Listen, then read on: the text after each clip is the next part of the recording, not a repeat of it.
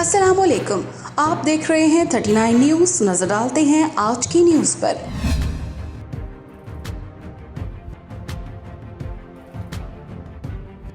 تفصیلات جانتے ہیں اپنے نمائندے سے۔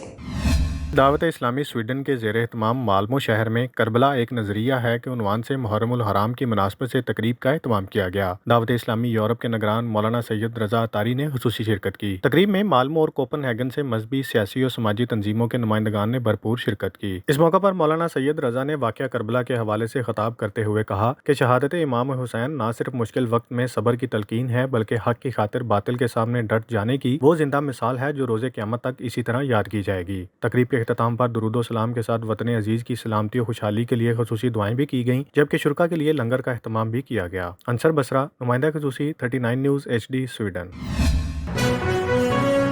اہم ایشوز ہوں یا ملکی اور غیر ملکی شخصیات کی پریس کانفرنسز،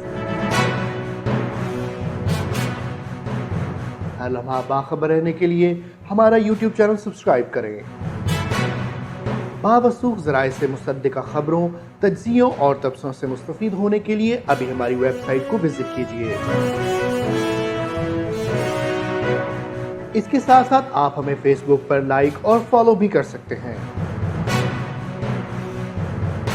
اس کے علاوہ ہر ٹائم اوورسیز پاکستانیوں کے حالات اور مسائل کے حل کو جاننے کے لیے ہماری ایپ بھی ڈاؤن لوڈ کر سکتے ہیں۔ ہم کر رہے ہیں آپ کو ہر لمحہ باخبر، کیونکہ ہے 39 نیوز پر آپ کا اعتبار۔